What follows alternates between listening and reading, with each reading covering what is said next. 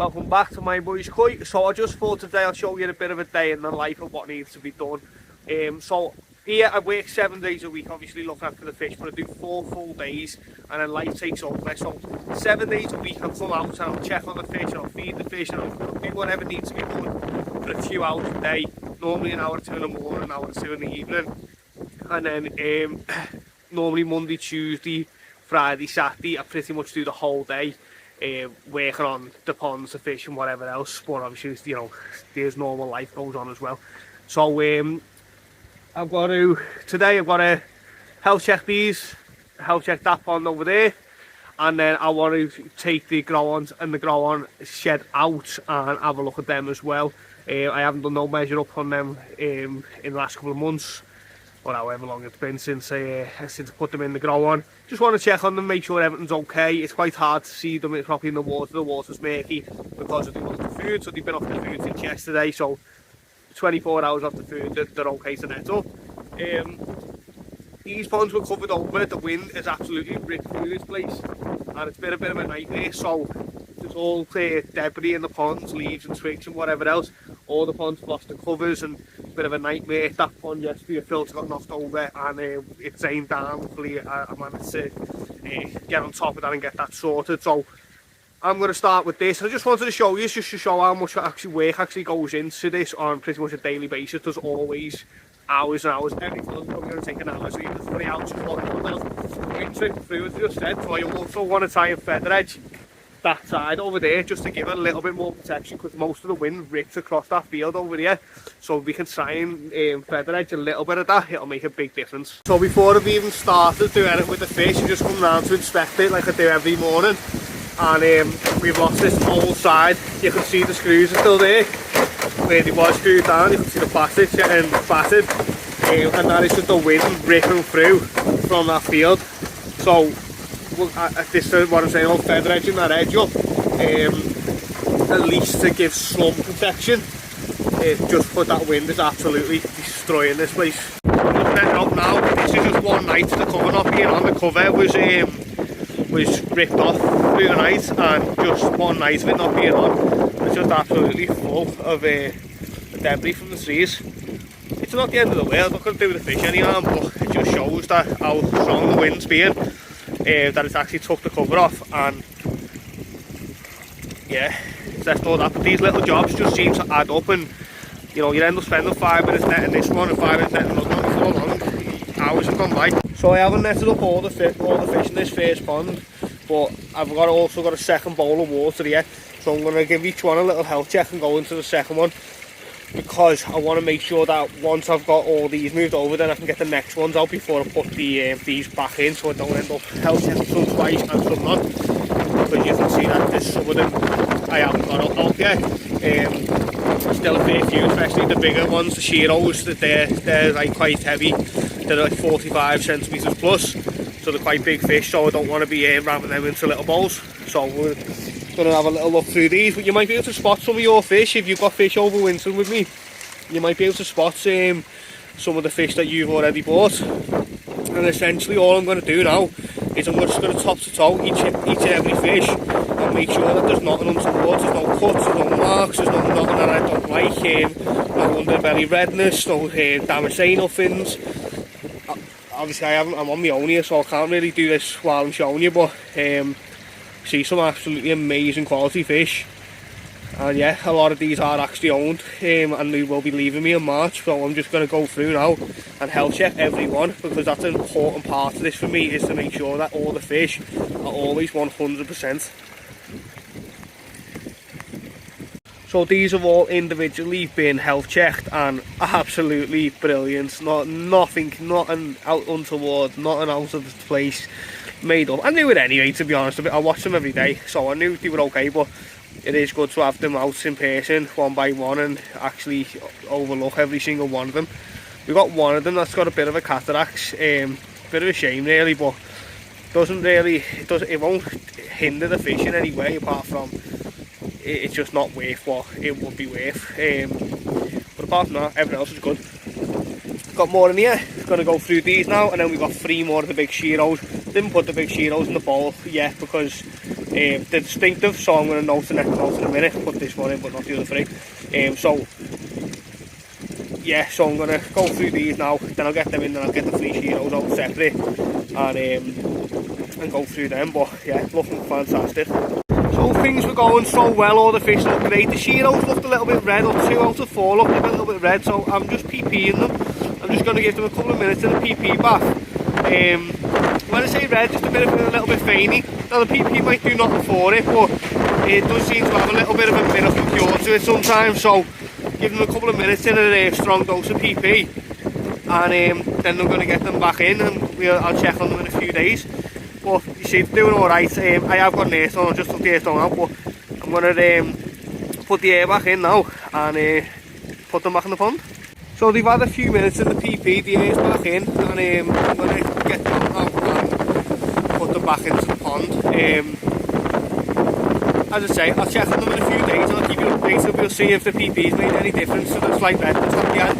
Could just be a matter of the cold, could be anything really, but there's only one way to find out. So I'm going to get them back in now anyway. So prime example of like day in the life of doing this. I've always told koi farmer, I don't really like that term.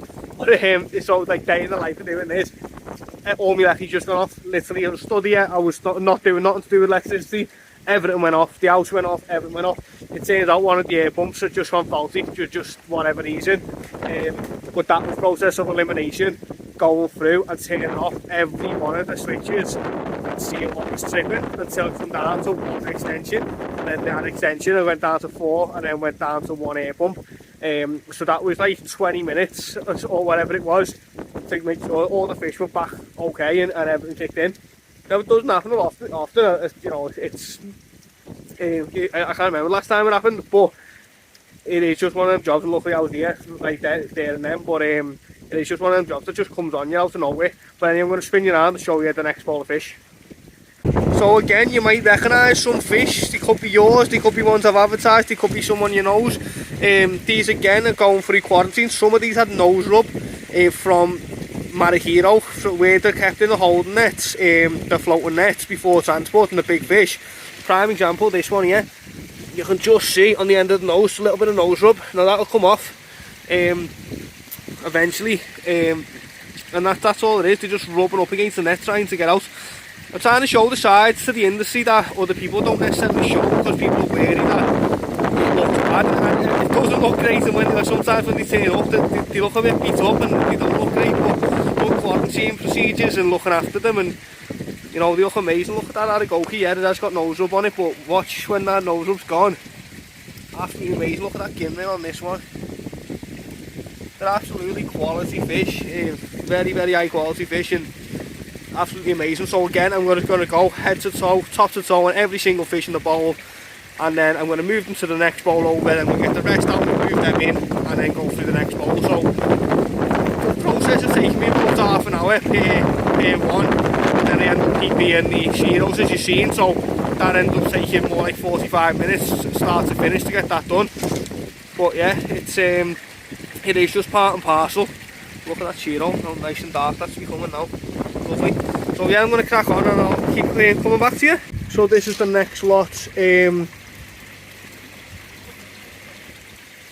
Yeah, we've got Yamazan and Marahiro in here. Just been looking at this, just sold last week. Daffodil fish, lovely. So yeah, I'm just going to go through these now and do the same again. Just out check every single one, and eventually I'm going to go around and check every single pond. But I really do need to get that feather edging done, so I think I'm going to do this now, then look at the grow on, see where we are for time, and then probably get on with some feather edging. So now we're on to the grow on pond, and obviously this water's a bit murky because it's the heated water that they live in. But this is my fish. This is the only fish out of the 2,500 fish on site now that is actually my own fish, and it's a super mango Kikuben from Sakai fish farm. I got this fish around 12 centimeters. It's 33 centimeters now. I got it in June of 23, so I haven't even had it a year, and it's grown an extra 21 centimeters, and some of that time it wasn't actually getting grown on. It was just sat in a pond, not doing a whole lot really. So I wish I would have grown it the full time, because I reckon it would have been at 40 now. But it's going to be on growth, it's going to be on heat now till March. I'm hoping that it's going to be hitting 40 by March. But look at it, absolutely spectacular. The colour is a little bit washed out, but that's again because of the it's not getting conditioned, it's just in the heated pond. But absolutely love this fish, beast. So in this bowl we've got the Nandd shanki. Again, the colour's looking a bit washed out, but that's because they're getting pushed hard at 25 degrees. There's definitely some of them have fell down beside. I can't even think what I was trying to say there, but yeah. So we've got some which are absolute beasts. The bodies are fantastic. Sumi development's coming through good, and then there's a few in there which is like this one, which is not actually sold, but it doesn't look particularly good right now. I think it's got a nice bit of sumi to come up, and it might look a lot better once that does. But right now there's a few of them that aren't looking too good. There's only a few of these actually sold, so any that don't come through and they are sold, you're going to get a choice to the others. But overall they are looking pretty good, so we're going to keep that food going until March. So in this bowl we've got the Kikuben and Benny Kikuben, some actually Kikuben in here. These are from the little grow out challenge that I've done in the WhatsApp group. For anyone who's a part of that, you can see they're looking absolutely amazing. I think the average size was between 13 to 18 cm or something like that. And then you've got the likes of this, which is probably 25 cm now. This is probably over 20, 21, 22. This again, looking fantastic. There's only one in here that just hasn't grown and even a centimetre, and I don't know whose it is, but if this is yours, then I'll replace it with one of mine, because it just hasn't grown at all. But look at it compared to the others. So yeah, but Becky's just come down to have a look, because one of these is Becky's. I'm not sure what one, but see if she knows the fish that well. This one here? No, this one, isn't it? This one's marking on his head. In front of you, right in front of you. That one, that was one picked up. Is that yours, is it? I think so. Are you sure? I'd have to have another look at the pictures, but I only remember the other But yours is one of the smaller ones. That looks alright, that's all. So yeah, they're absolutely flying. And, apart from that little yellow one, which just hasn't gone anywhere. And last but certainly not least, these are, excuse me. These are a few of the Sakai fish that I bought. These are actually Nisai, but they didn't get grown on. Apologies again, but my finger's trying to do both at once. They didn't get grown on, so I've just got these on heat, and they're absolutely flying along like that. Olive Chag, Sakai Olive Chagoi, was tiny really not long ago, and it's probably 20 cm now, and look at the body. And then some of these other ones again, these are really small as well, so they're doing really well. I do love a super mango, so I just thought I'd keep in spirit of my one and get a few more ready for the auctions. These will go on from March onwards, I'd imagine, but yeah, they're looking really good. So some of you might be thinking there's a lot of fish in that growing, and there really is, and I could definitely achieve more growth if there was less fish, but it's really hard to whittle them down. And on top of that, this is obviously a business, so you've got to maximise that space, because some of the fish, as I say, like there was one or two in there that they'd failed, they just hadn't grown really. So I've now got to give the people who bought them fish an option to change for one of the 7 Kikuben that I put in, that I wanted to grow, so they can have that option to go, well, mine was small and everyone else is like massively outgrown mine, so you can have one of mine. And that option's only going to be available to the one, like there's literally one in there that just hasn't grown. But apart from that, they've done really well, and as I say, I'd like to put 10-12 fish in there and leave it alone. At the minute there's 50. I'd love to have 10-12 fish in there. I just haven't got that amount of space to be able to dedicate it to 12 fish. So for those who don't know, I've always got my headphones on. I'm either on the phone to someone or I'm listening to music, always. Today, Bob Dylan and Eminem. Not your standard mix, but definitely my vibe. So I'm just getting a bit of feather edge on at the back. I really need to move stuff around to be able to featherize it in properly. So what I've done is where I can fill in panels I have, and where I can't I've just like put a few pieces up, and hopefully it's just going to help with that wind coming across the field so harsh. Fingers crossed it just gives a bit of protection. It started raining really heavy then, and it just stopped again, so I'm going to crack on and try and get a bit more done before the ovens open. I'll just sort of show you a little look at some of the toe side that come over. So I know I showed this on a video last week, but I haven't really done proper videos of these. I have been individually taking some out and just keeping them in the floating net there for some of the sold fish. I have had a couple of escapes from that as well, so now I need to go through a lot of fish and find the right ones to put back. But there's a plan to build another pond next to this, hopefully tomorrow. My circular saw broke, so I've ordered a new circular saw. Hopefully I can get a new pond built tomorrow and then start moving the soul fish over to there. Still stay in quarantine, it'll just be easier for me to identify what's sold and what's not. But you see there's a lovely little mix in there, and I'll put these back and I'll do another little scoop. You see again, absolutely amazing varieties, fantastic quality. Apologise for what's done on the screen, that's me broken phone cover. Lovely little shisui there. And some nice lemon arawaki. Achiba, Kajaku, Garomo, Hiatori, Gimlin Hiatori, Matsakawa Baki, Pirachina. Absolutely loads. Soragoi, Chagoi.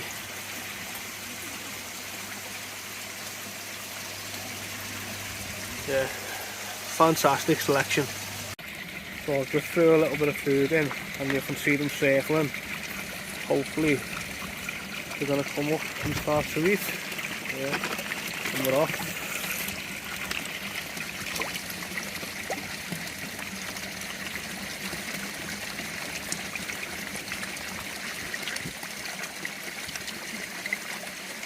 Hiatori from Shinoda. Kanogoshi, Suna, Kinki Atsori. Absolutely fantastic.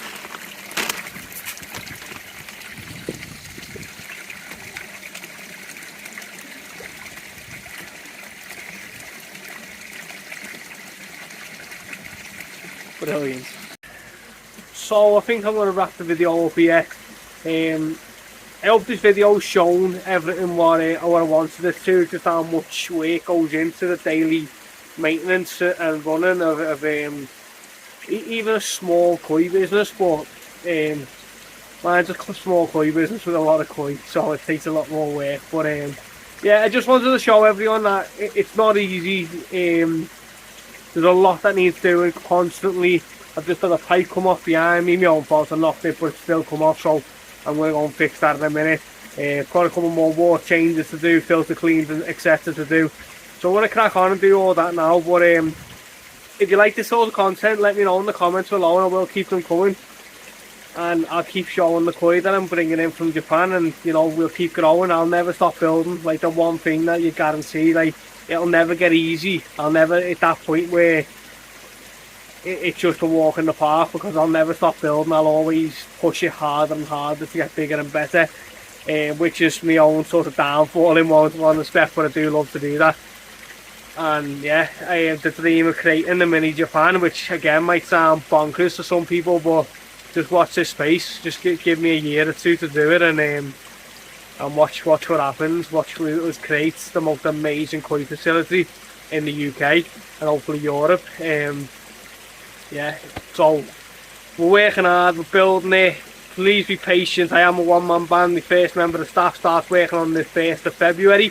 So we've got first member of staff from the 1st of Feb, and hopefully we'll be employing someone else throughout the summer as well, and getting ready to grow this to becoming one of the best businesses in the UK.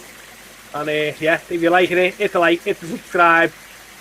Loads more content to come. Appreciate you watching.